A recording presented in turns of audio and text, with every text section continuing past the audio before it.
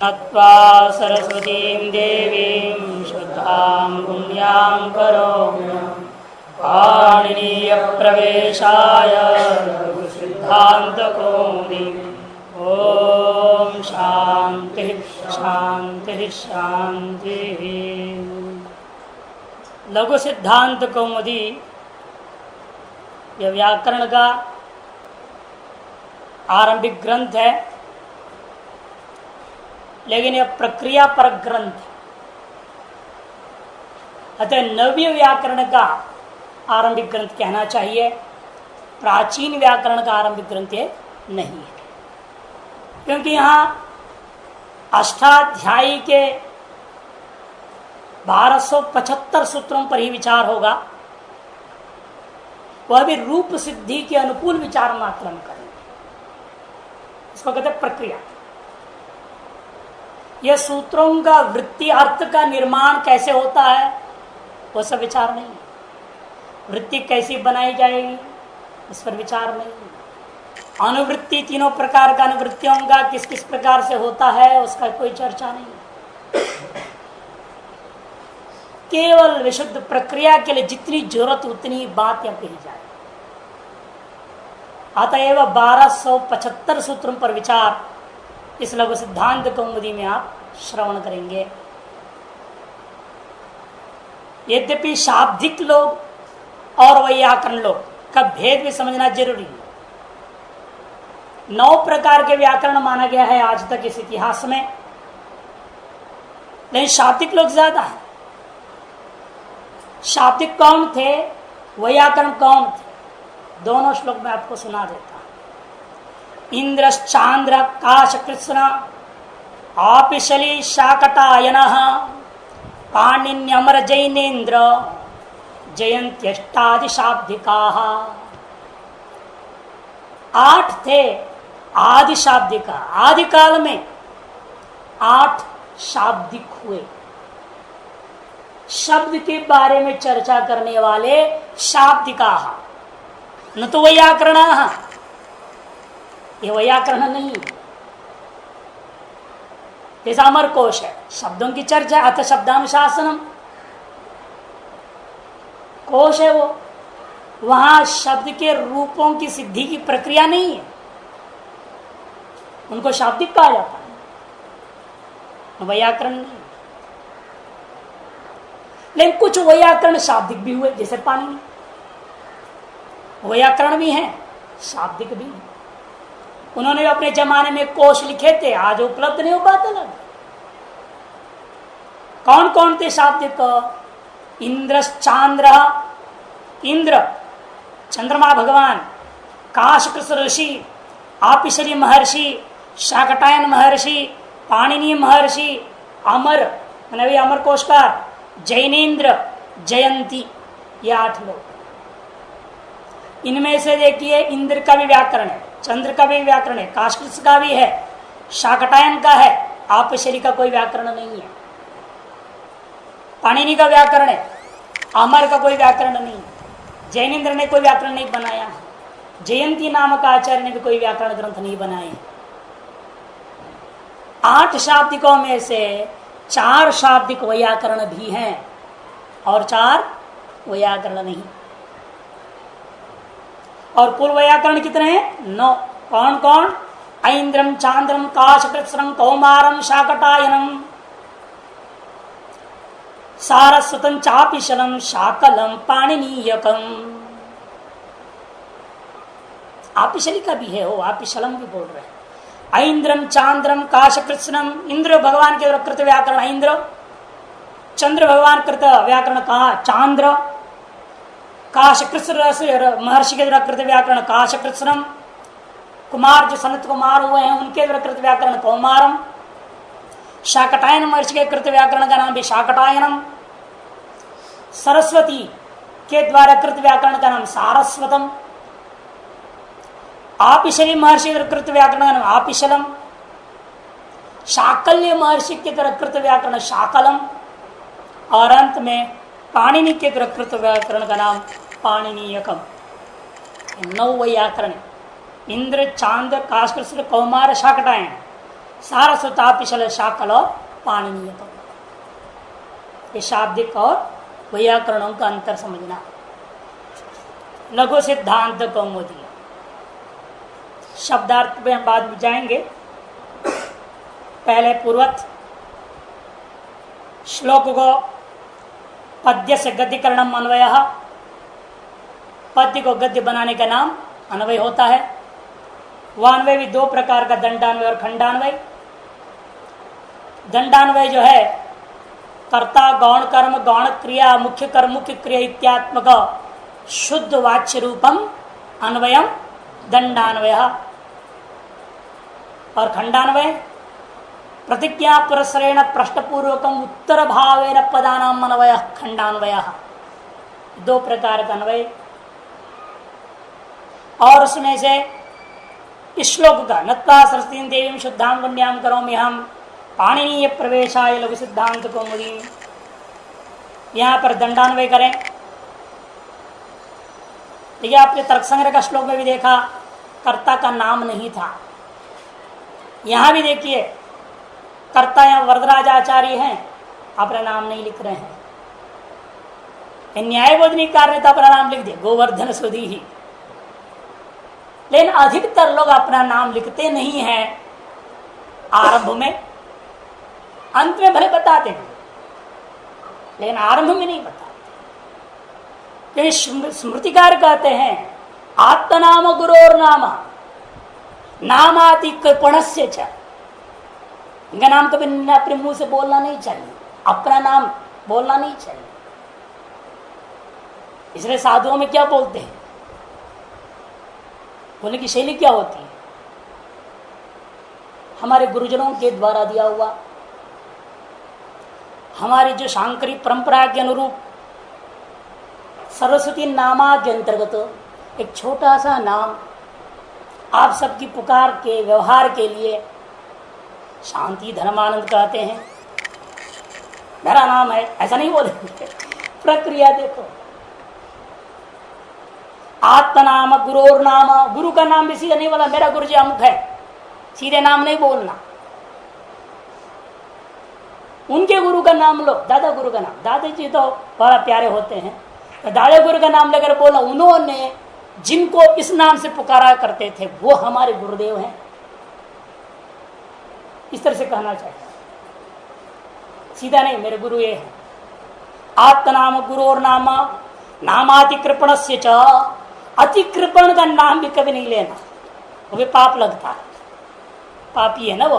अतिकृपण से च नामातिकृपण से च श्रेयस काम न गृह्णीयात्, श्रेय के आप कल्याण की कामना करते हो तभी अपना नाम गुरु का नाम अतिकृपण का नाम और ज्येष्ठापत्य कलत्रयो आत्मनाम गुरोर नाम नामातिकृपण से च श्रेयस काम न गृह्णीयात् ज्येष्ठापत्य कलत्रयो। और दो ज्येष्ठापत सबसे बड़ा बेटा, उसका भी नाम नहीं लेना चाहिए मुंह से। बाप या माँ अपने ज्येष्ठ पुत्र का नाम कभी मुंह से नहीं बोलना चाहिए, बल्कि बीच वाले का नाम ले लो, छोटे वाले का नाम ले लो, और उसका जो सबसे बड़े भाई है ना उसका ये नाम ऐसे बोलना, मेरा बड़े लड़के का नाम ये है, ऐसा नहीं बोलना। ज्येष्ठापत्य कलत्रयो, कभी भी आदमी को अपने पत्नी का नाम और पत्नी को अपने पति का नाम अपने मुंह से कभी नहीं बोलना चाहिए। ये 5 लोगों का नाम कभी अपने मुंह से नहीं लिया जाता है यदि व्यक्ति को अपने कल्याण की कामना है तो। श्रेयस कामो न गृह्णीयात्, मनुस्मृति आत्मनाम गुरोर नाम नामाधिकरण से च श्रेयस काम न गृह्णीयात् ज्येष्ठापत्य कलत्रयो हो। इसीलिए आपने देखा तर्क संग्रहकार अन्नम भट्ट जी मंगलाचरण में अपना नाम नहीं लिए। इसी प्रकार से यहाँ पर वरदराजाचार्य जी भी लघु सिद्धांत को करता हुए अपना नाम को नहीं लेते हैं। लेकिन हम लोगों को परंपरा से मालूम है इसका ग्रंथकर्ता कौन, और अंत में उन्होंने स्वयं कहा है इसे अहम वरदराजाचार्य लघु सिद्धांत कौमुदीम करोमि, ये प्रतिज्ञा हो। पहले खंडान्वय कर रहा हूं, अहम वरदराजाचार्य लघु सिद्धांत कौमुदीं करोमि। किं कृत्वा नत्वा काम नत्वा सरस्वतीं कथम भूतां, स्त्रीलिंग बोलूंगा, भूतां कथम भूतां देवीं, पुनः कथम भूतां शुद्धां, पुनः कथम भूतां गुण्यां, कस्मै प्रयोजनाय पाणिनीय प्रवेशाय। और दंडान्वय अहम वरदराजाचार्य शुद्धां गुण्यां सरस्वतीं देवीं नत्वा पाणिनीय प्रवेशाय लघु सिद्धांत कौमुदीं करोमि। शुद्ध अन्वय अहम वरदराजाचार्य करता है, गौण कर्म है शुद्धां गुण्यां सरस्वतीं देवी, गौण क्रिया है नत्वा, पाणिनि प्रवेशाय प्रयोजन, लघु सिद्धांत कौमुदी मुख्य कर्म और करोमी मुख्य क्रिया। ये दंडा अर्थ सीधा साधा है। शुद्धां सरस्वतीं देवीं,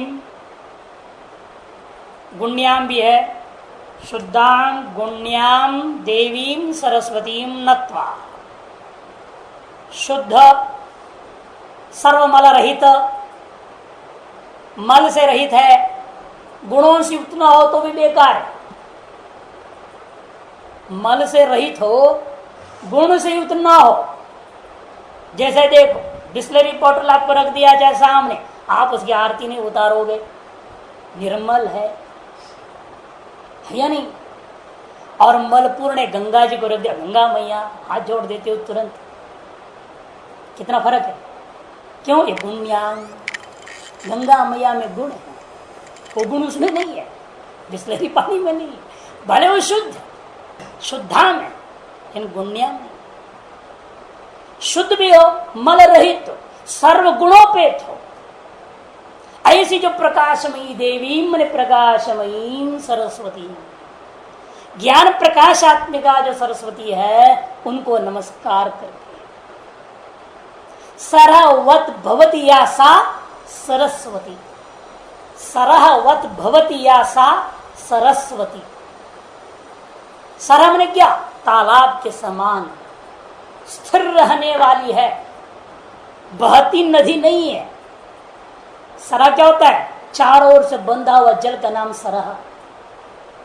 तद्वत भवती या सा सरस्वती। इसलिए देखो लक्ष्मी को हम कैसे दिखाते हैं? कमल के ऊपर चलता हुआ पानी में। कमल में क्या है? हवा की झोंक में इधर से उधर चला जाए, इसे लक्ष्मी चंचला होती है, कभी टिकती नहीं, आई गई स्वाहा। जितनी भी आए पता नहीं चले कहां से चली जाती। लेकिन सरस्वती को कैसे दिखाते हो आप?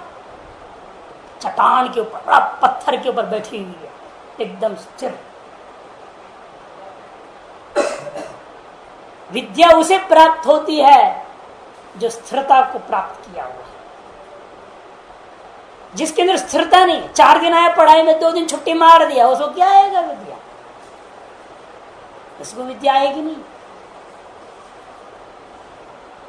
दीर्घ काल नैरंत सत्कार आसेवित हो दृढ़ भूमि। योग सूत्रकार इसलिए कहते हैं अभ्यास विद्या की हो, अभ्यास योग की हो, अभ्यास किसी भी चीज की हो, दृढ़ता तब प्राप्त होता है जब आप उसका अभ्यास दीर्घ काल निरंतर्य और सत्कार पूर्वक ग्रहण करते हैं। तो दीर्घ काल से हमने आने वालों को पहले बोल दिया, भाई समय का निर्णय नहीं, 6 साल में पूरा होगा, 12 साल में पूरा होगा, पूछना नहीं। पूछेगा वो पढ़ना नहीं, चले जाओ। भाई बोले 3 साल में मेरे को पूरा करना है, मैंने कहा नहीं हो सकता, जाओ बनारस चले जाओ। समय का जो बंधन है वह विद्या को प्राप्त नहीं करा सकते। दीर्घ काल का जैसे, दीर्घ काल का मतलब 2 साल थोड़ा होता है। दीर्घ काल तो जीवन भर भी दीर्घ काल नहीं मानाएगा, दीर्घ काल। और दीर्घ काल हो लेकिन निरंतर भी होना चाहिए। महाराज मैं 30 साल से पढ़ता हूं, हर साल 1 महीना पढ़ता हूं, फायदा नहीं है। 30 साल से भले पढ़ रहे हैं और साल में 1 ही महीना पढ़ोगे, 11 महीना सोओगे तो कैसे काम होगा? से निरंतर भी होना चाहिए, अव्यवहित धारा होनी चाहिए, दीर्घकाल भी हो, निरंतर भी हो। ये श्रद्धाहीन हो तो भी व्यर्थ विद्या। सत्कार आसेवितो दृढ़ भूमि, योग सूत्रकार का सूत्र विलक्षण है, ध्यान में रखनी चाहिए समस्त विद्यार्थियों। दीर्घकाल, निरंतर और सत्कार पूर्वक जो गृहीत विद्या ही सफल होता है, वही अभ्यास पूर्णता को प्राप्त करता है। इसलिए यहां पर भी ध्यान रखिएगा कि सरहवत भवती या सा सरस्वती है, देवी का नाम ही वो रख दिया गया है इस तरह का कि वो जो व्यक्ति दृढ़ भूमि को प्राप्त करने के लिए दृढ़तापूर्वक निरंतर लगा हुआ रह सकता है, श्रद्धापूर्वक ग्रहण कर सकता है, और उसका प्रतीकात्मक सरस्वती देवी को नमस्कार करके पाणिनीय प्रवेशाय, पाणिनीय अष्टाध्यायी ग्रंथ में, उस विशाल काय ग्रंथ में प्रवेश पाने की जिज्ञासुओं के लिए लघु सिद्धांत कौमुदीम करोमि, लघु सिद्धांत कौमुदी नामक ग्रंथ का रचना करता हूं। यहां भी वही समझिएगा, वही अनुबंध के बारे में, संबंधश्चाधिकारी च विषयश्च प्रयोजनम विनानुबंधं ग्रंथादो मंगलम नैव शस्यते। संबंधश्चाधिकारी च विषयश्च प्रयोजनम विनानुबंधं ग्रंथादो मंगलम नैव शस्यते। संबंध, अधिकारी, विषय और प्रयोजन, ये 4 अनुबंध नाम से कहे जाते हैं। इन 4 के बिना मंगलाचरण कभी भी उपदिष्ट नहीं माना जा सकता। और ये चारों यहां पर है। और अनुबंध का लक्षण भी क्या बताया था? ग्रंथाध्ययन प्रवृत्ति प्रयोजक ज्ञानानुकूल विषयत्म अनुबंधत्म। ग्रंथ का अध्ययन में हम सब की जो प्रवृत्ति हुई है, इस प्रवृत्ति का प्रयोजक, प्रेरक जो ज्ञान हमारे हृदय में है, उस ज्ञान का विषय का नाम अनुबंध। ग्रंथाध्ययन प्रवृत्ति, उस प्रवृत्ति के कारणीभूता जो प्रयोजक भूता जो ज्ञान, ग्रंथाध्ययन प्रवृत्ति प्रयोजक ज्ञान, उस ज्ञानानुकूल विषयत्म अनुबंधत्म, उस ज्ञानोत्पत्ति अनुकूल जो विषय होता है उसी का नाम अनुबंध। विषय कौन कौन है? संबंध, अधिकारी, ग्रंथ का विषय और प्रयोजन। और ये लघु सिद्धांत कौमुदी, इसके द्वारा इन्होंने विषय बता दिया, प्रयोजन बता रहे हैं पाणिनीय प्रवेशाय शब्द से। पाणिनीय अष्टाध्यायी व्याकरण में प्रवेश पाने की इच्छुक जो कोई भी है वो इस ग्रंथ का अधिकारी है, और प्रवेश पाना ही इसका प्रयोजन है। अधिकारी भी बता दिए इसी शब्द से, और प्रयोजन भी बता दिया। संबंध तो सभी जानते हैं, प्रयोज्य और प्रयोजक भाव से। मैं प्रयोज्य हूं और ये ग्रंथ मेरा प्रयोजक है। और रहा विषय, लघु सिद्धांत को इस शब्द की व्याख्या समझनी पड़ेगी। कौमुदी किसे कहते हैं? कु मने पृथ्वी, कुहु पृथ्वी, तम मोदयति इति कुमुदः।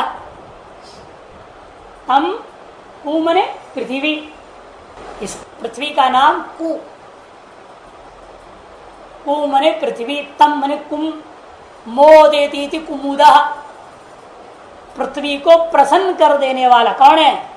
चंद्रमा। तस्य इयं चंद्रिका इति कौमुदी, उस चंद्रमा की जो किरणें हैं, चंद्रिकाएं हैं, उसका नाम कौमुदी। कुमुदा मने चंद्रमा, उसकी जो किरणें हैं, चंद्रिकाएं हैं, उसको हम क्या कहेंगे? कौमुदी। तस्य इयं, सदित प्रकरण में तस्य इयं इति कौमुदी। सिद्धांतानां कौमुदी इव कौमुदी, सिद्धांतानां कौमुदी इव कौमुदी इति सिद्धांत कौमुदी। लघवी च असौ सिद्धांत कौमुदी इति लघु सिद्धांत कौमुदी। ये समास है। सिद्धांत भी समास। सिद्धानाम वादि प्रतिव्यादिभ्याम विचार पूर्वकम निर्णीतानाम पदार्थानाम सिद्धानाम अंत इति सिद्धांत। सिद्धांत का अर्थ क्या है? सिद्धानाम अंत इति सिद्धांत। सिद्ध क्या है? वादि प्रतिवादिभ्याम वादि प्रतिवादिभ्याम विचारितानाम पदार्थानाम अंतः मने निर्णय इति सिद्धांत। तेषाम कौमुदी इव कौमुदी इति सिद्धांत कौमुदी। अर्थात चंद्रिका के समान ये ग्रंथ भी चंद्रिका है। जैसे पृथ्वी दिन भर सूर्य से तप्त हो जाती है, जब पूर्णिमा की चांद की किरणें जब निखर आते हैं तो पृथ्वी प्रसन्न हो जाती है। उसी प्रकार उन सिद्धांतों को जो व्याकरण के 4000 सूत्र 6000 वार्तिक विशाल गंभीर भाष्य रूपी प्रचंड सूर्य से तप्त आप सभी छात्रों को चंद्रिका के समान चंद्रिका यह कौमुदी है। सूर्य की घबराहट होती। 4000 सूत्र रटे कौन? 4000 सूत्र रटना, वृत्तियों को बनाना, फिर उस वार्तिक के द्वारा उसको लगाना, फिर भाष्य से अर्थों को खोल लेना, बहुत कठिन काम है। प्रचंड सूर्य के समान है सूत्र वार्तिक भाष्य। उसे संतप्त हैं आप सभी छात्र। इसलिए आप छात्रों के लिए चंद्रमा की किरणों के समान किरण यह ग्रंथ है। इसलिए इस ग्रंथ का नाम सिद्धांत कौमुदी। लेकिन उसमें से भी सारे सिद्धांतों को नहीं रखा, क्योंकि तब भी बहुत है, वो सिद्धांत की भी संख्या कम नहीं। लघवी च सौ सिद्धांत, उसमें भी थोड़ा सा, केवल 1275, ज्यादा नहीं। लघवी च सौ सिद्धांत कौमुदी थी लघु सिद्धांत कौमुदी। छोटी सी सिद्धांतों को वादि प्रतिपादियों के विचार के द्वारा निर्णय दिए गए पदार्थों को चंद्रिका के समान चंद्रिका के रूप में इस ग्रंथ में ग्रथित किए जाने के कारण इस ग्रंथ का नाम पड़ा लघु सिद्धांत कौमुदी। ये सारे विषय आ गए। व्याकरण में सूत्र, भाष्य, वार्तिक, इन सभी में कहे हुए पदार्थों का संग्रह है। मुख्य पदार्थ, अति आवश्यक जो मूलभूत पदार्थ, उन समस्त को संग्रह किया, यही विषय। और आप लोगों को प्रोत्साहित करने के लिए यहाँ कौमुदी शब्द भी प्रयोग कर दिया। घबराइएगा नहीं, ये कोई बहुत भारी पहाड़ नहीं, भयंकर सूर्य के समान नहीं है। अनायास पढ़ के पार कर सकते हो, पढ़ोगे तो पता चल जाएगा कितनी अनायास पार कर जाओगे। इसलिए यहाँ पर मंगलाचरण में सुखबोधाय नहीं बोला है, तर्क संग्रह में सुखबोधाय बोला, यहाँ नहीं बोल रहे, पता है यहाँ दुख बोधाय। लघु एक महान पहाड़ है, हिमालय पार करना बड़ा कठिन होता है, अधिकतर जो आदमी भाग जाते हैं। खैर, पाणिनीय प्रवेशाय लघु सिद्धांत कौमुदी करोमी, ये बन गया। जब मंगलाचरण पूरा हो गया, जब उस व्याकरण का छोटा सा हिस्सा है जिस व्याकरण में पंचपाठ की प्रसिद्धि है, पंचपाठी व्याकरणम कहा जाता है। 5 पाठ इसमें प्रसिद्ध माना गया है। एक का नाम सूत्र पाठ, दूसरा धातु पाठ,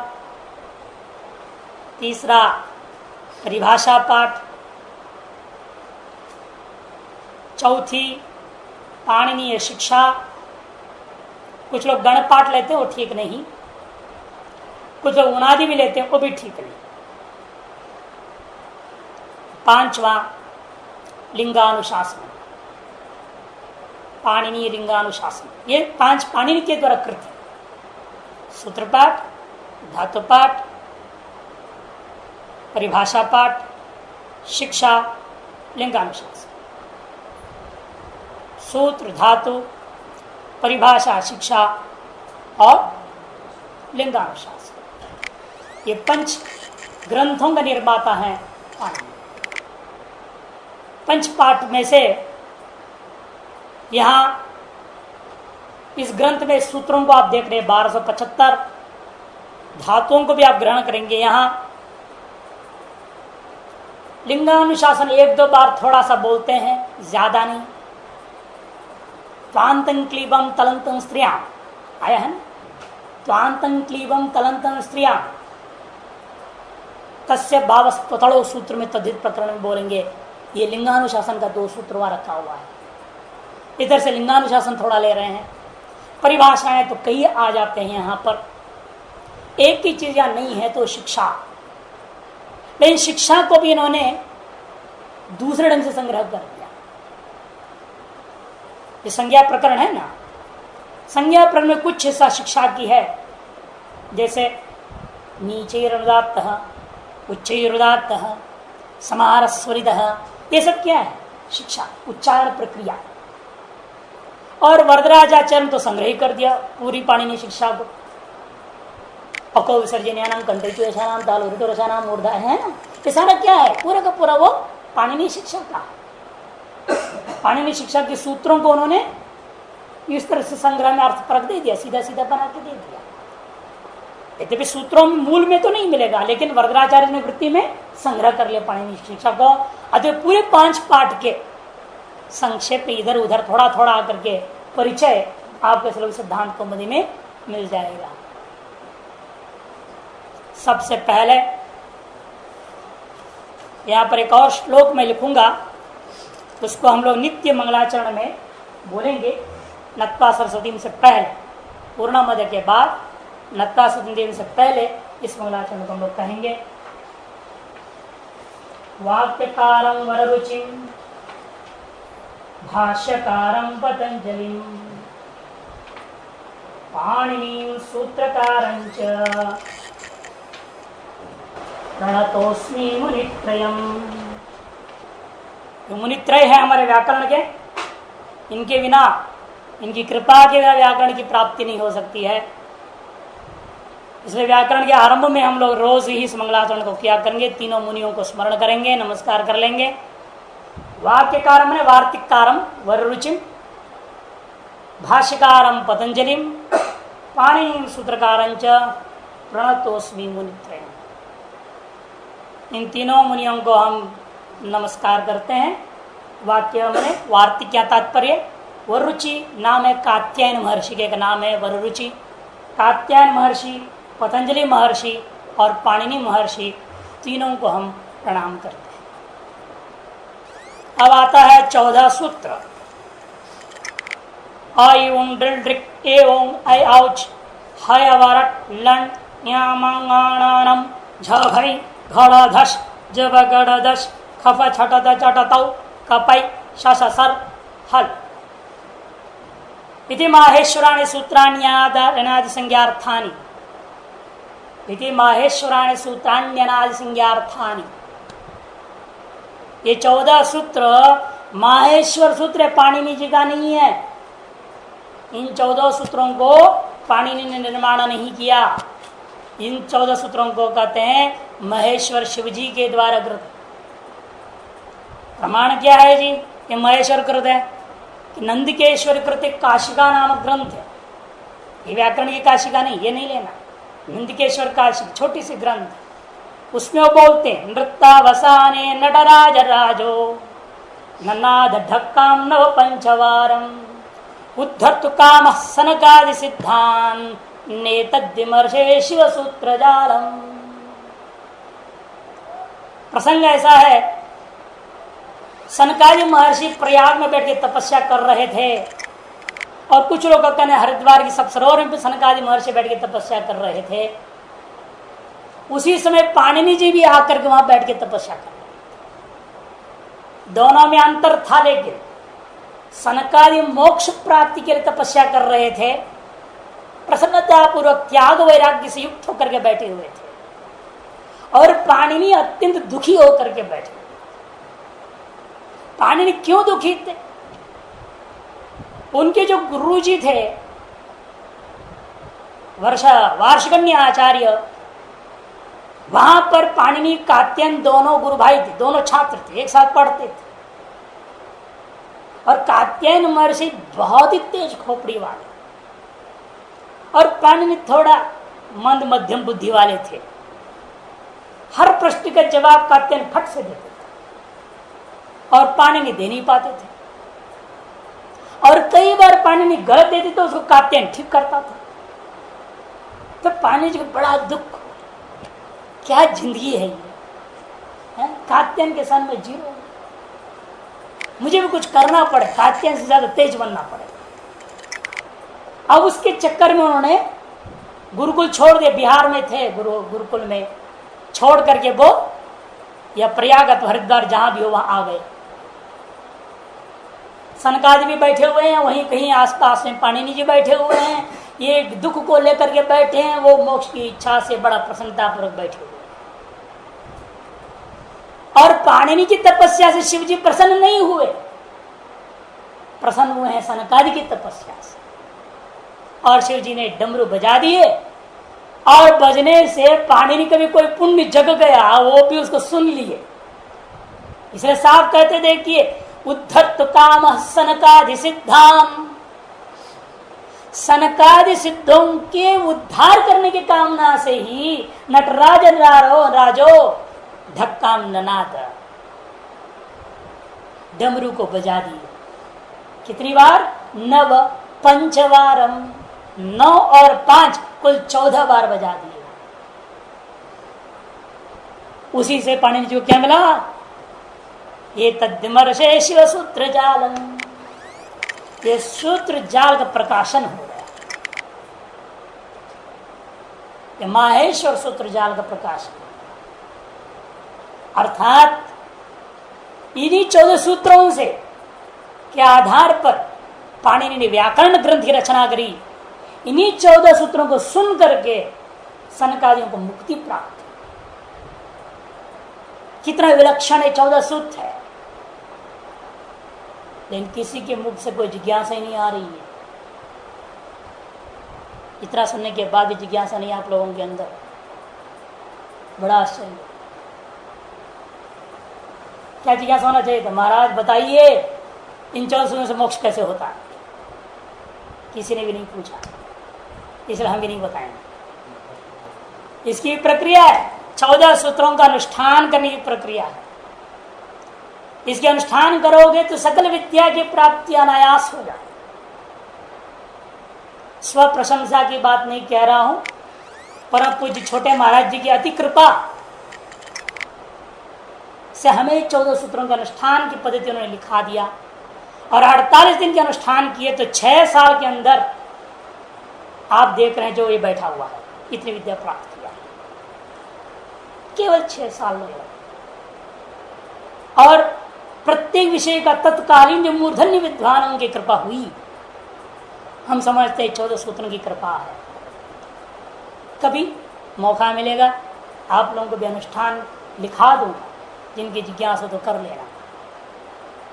बहुत ही सरल अनुष्ठान, कोई ज्यादा समय नहीं लगता है, और करके देखिए, शायद आप लोगों को भी लाभ हो जाए। तो सनकादि सिद्धों को तो लाभ हुआ, और आप लोगों को भी लाभ हो सकता है। और पाणिनि को इसी से व्याकरण प्राप्त, और कुछ न हो आपको अनुष्ठान करने से व्याकरण तक कम से कम प्राप्त हो जाए। अत्यंत छोटा फल इस 14 सूत्रों का क्या है? व्याकरण। सबसे बड़ा फल इन 14 सूत्रों का है मोक्ष। किसी भी कामना से इन 14 सूत्रों का कहने का मतलब प्रयोग किया जा सकता है। संपुट करना पड़ता है एक मंत्र का, मंत्र भी व्याकरण का एक सूत्र है, और कोई नहीं, पहला सूत्र वृद्धिरादेश। वृद्धिराजित से संपुटित करके इन 14 सूत्रों का प्रयोग करने का विधि है। इसका भी विनियोग है, अंगन्यास, परन्यास सब है। कभी लिख दूंगा, उसको सबको फोटोस्टेट करके दे दिया जाएगा, तो प्रयोग करके देख लेना। विषयांतर हो गया। उद्धर्त काम सन का सिद्धांत एतद विमर्शे शिव सूत्र। तो प्रधान फल मोक्ष, गौण फल व्याकरण प्राप्त। माहेश्वराणि सूत्राणि अनादि संज्ञार्थानि। ये क्यों बनाया गया? अण आदि संज्ञाओं के निर्माण। गौण प्रयोजन बता रहे, देखो अनादि संज्ञा क्या है? व्याकरण में प्रयोग किए जाने वाली संज्ञा है। जैसे आजकल होता है टिट्टू बिट्टू लट्टू पट्टू होता है ना, जिसे कोई अर्थ होता ही नहीं, नाम है, व्यवहार होता है ना। टिट्टू आ जा तो आएगा कि नहीं आएगा? वो आता है। डोली आओ तो आ जाएगी वो भी। तो जिसका अर्थ ही नहीं, तभी संज्ञाओं का व्यवहार होता कि नहीं होता? जैसा लोक में वैसा शास्त्र में। अण संज्ञा, अच संज्ञा, घी संज्ञा। घी से वो घी नहीं लेना है, घी संज्ञा भी है यहाँ। घू संज्ञा है, घ संज्ञा है, टी संज्ञा है। टी मैंने चाय नहीं, टी संज्ञा है यहाँ। अर्थ है नहीं इन संज्ञाओं का, लेकिन इन संज्ञाओं का व्यवहार व्याकरण में किया जाएगा। इसलिए व्याकरण में दो प्रकार की संज्ञाएं हैं, केवल संज्ञा और महासंज्ञा। ये संहिता संज्ञा है, संयोग संज्ञा है, पद संज्ञा है, ये सब महासंज्ञा। उन संज्ञाओं कुछ अर्थ है। अनुनासिक एक संज्ञा है, उदात्तिक संज्ञा है, अनुदात्तिक संज्ञा है, स्वरितिक संज्ञा है। इन संज्ञाओं का कुछ अर्थ भी है। अर्थ रहित तो व्यवहार मात्र परो केवल संज्ञा। अर्थ रहित तो व्यवहार मात्र परो केवल संज्ञा। अर्थ सहित व्यवहार विशिष्टो संज्ञा महासंज्ञा। दो प्रकार की संज्ञा है। अर्थ रहित व्यवहार मात्र परो केवल संज्ञा। ये अनादि संज्ञा उसी प्रकार से अण, अप, अच, हल सब अनेकों 42 संज्ञाओं को हम प्रयोग करेंगे यहाँ। इसी प्रकार से सूत्रों में भी आएगा टी, घी, घ वगैरह संज्ञा, ये सब अर्थ वाले नहीं है, अर्थ रहित है, लेकिन व्यवहार मात्र के लिए उपयोगी है, इसलिए उनको कहते हैं केवल संज्ञा। अर्थ सहित व्यवहार विशिष्टो संज्ञा महासंज्ञा। जैसे संयोग संज्ञा, संहिता संज्ञा, अनुनासिक संज्ञा वगैरह बहुत सारी संज्ञा। अनादि संज्ञार्थान अनित्य संज्ञाओं का निर्माण करने के लिए ये 14 सूत्रों को पाणिनि ने उपयोग किया है। इनसे उन्होंने कैसे बनाए उसके लिए भी पाणिनि शिक्षा में स्वयं पाणिनि जी कहते हैं, एनाक्षर समाम्नायम् अधिगम्य महेश्वरात् कृष्णं व्याकरणं प्रोक्तं तस्मै पाणिनये नमः। पाणिनि शिक्षा मुख्य भाग पाणिनि के कृत है, लेकिन कुछ इस अंत में शिष्यों ने जोड़ा है। जितने भी सब श्लोक है, गुरु को प्रणाम, ये शिष्यों ने जोड़ा पाणिनि शिक्षा में। अंतिम श्लोक 64वां शिष्यकृत है, पाणिनि कृत नहीं। येनाक्षर समाम्नायम् अधिगम्य महेश्वरात्। महेश्वर से इन अक्षर समाम्नाय को अधिगम्य मैंने प्राप्त करके, जिसके द्वारा ये न कृष्ण व्याकरण प्रोक्तम संपूर्ण व्याकरण को कहा गया है, ऐसे हमारे गुरु पाणिनि के लिए नमस्कार है। तस्मै पाणिनये नमः। येनाक्षर समाम्नायम् अधिगम्य महेश्वरात् कृष्ण व्याकरणं प्रोक्तम तस्मै पाणिनये नमः। अतएव पाणिनि कृत अनादि संज्ञाओं को उपयोगी ये 14 सूत्र है। यह एक विशेषता नवपंचवारम पर ध्यान देना। षष्ठवारम क्यों नहीं बोला? 6 और 8 14। दशचत्वारम क्यों नहीं बोले? चतुर्दशवारम इसीलिए कह सकते थे 14। 14 तो अनेकों प्रकार से बोल सकते हैं। श्लोक की हम छंद बिगाड़े बिना भी बना सकते हैं। फिर भी नवपंचवारम क्यों कहा? ये विलक्षणता पर ध्यान दीजिए कि 9 सूत्र व्यंजन परक है, 4 सूत्र स्वर वर्ण परक है। आयुन, इलरिक एवं अयो, 4 सूत्र स्वर वर्ण का। उसके बाद 9 सूत्र क्या है? व्यंजन है। हयवरट लने मंगलमिते 9 है व्यंजन पर। अंत में आया हल, पुनरावृत्ति है। हकार का पुनरावृत्ति है।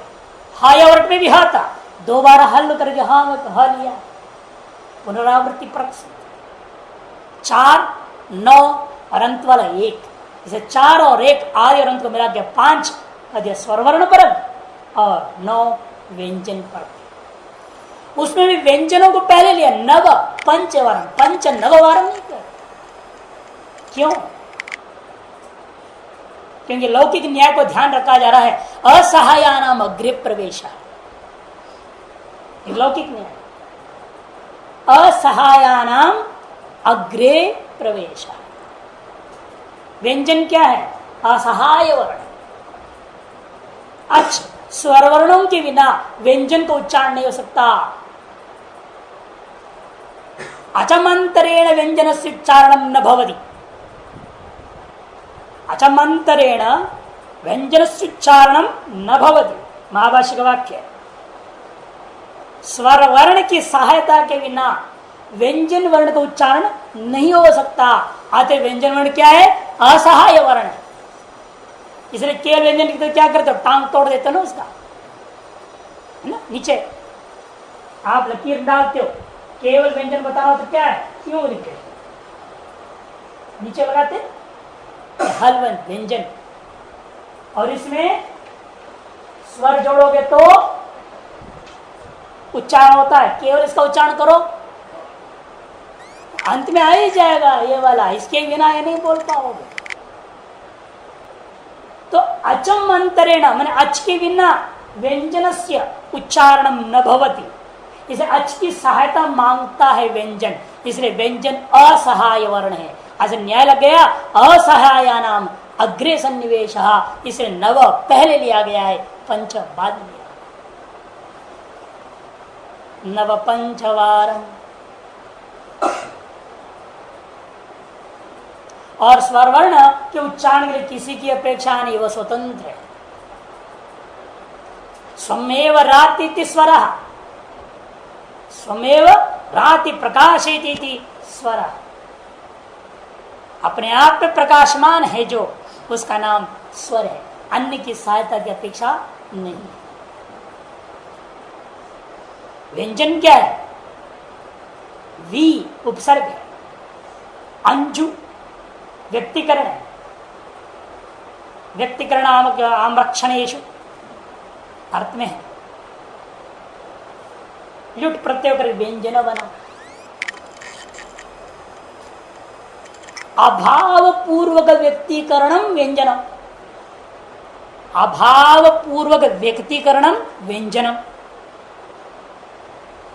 अर्थात स्वर के अभाव पूर्वक की व्यक्त किंतु उच्चारण नहीं हो पाता स्वर के बिना, इसलिए इनका नाम व्यंजन हो गया। और स्वमेव प्रकाशित राति प्रकाशित स्वर, स्वयं उत्पन्न शब्दों व स्वर। श्री धातु है आक्षेप, श्री आक्षेप धातु से अच प्रत्यय या श्री आक्षेप से अप प्रत्यय करने से स्वर बनता है।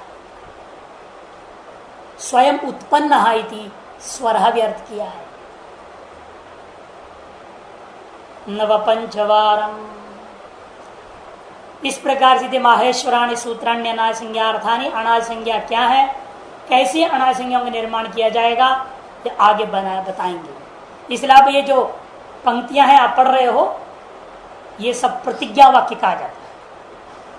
माहेश्वराणी सूत्राण्य अनाज संज्ञार्थानी एषाम अंत्यायितः हकाराश्वकार उच्चारणार्थः लण मध्य चित संजक। ये जो 4 पंक्ति है ये प्रतिज्ञा वाक्य। वरदराजाचार्य प्रतिज्ञा पूर्वक बताने जा रहे हैं आगे में जो सूत्रों के द्वारा किए जाने वाले काम को। आगे हलंत्यम सूत्र आएगा, वो क्या करेगा उसको पहले बोल दिया। एषाम अंत्यायितः हकारादिश्वकार उच्चारणार्थः, दिखाने के लिए उच्चारणार्थ का मतलब क्या, कि अ के बिना हकार को उच्चारण नहीं होता। लण मध्य संजक यहाँ पर एक सूत्र लण, उस ल में जो अ दिख रहा है वह अ उच्चारण मात्र के लिए नहीं किंतु इत संज्ञा वाला भी है। वो उसका संज्ञा कौन करेगा? हलंत्यम नहीं करेगा, वो आगा सूत्र आएगा उपदेशंत्यम, उपदेश जन्नास्पित, उपदेश अजन्नास्पित सूत्र आने वाला, उससे आगे किए जाने वाले हैं, उसको यह प्रतिज्ञा पूर्वक कह रहे हैं। ये चारों वाक्य प्रतिज्ञा वाक्य है। येषाम माने येषाम चतुर्दशानाम, ये 14 सूत्र हैं, इनका अंत्य, इनके अंत्य वर्ण जितने दिख रहे हैं आपको, अंत्य कौन है?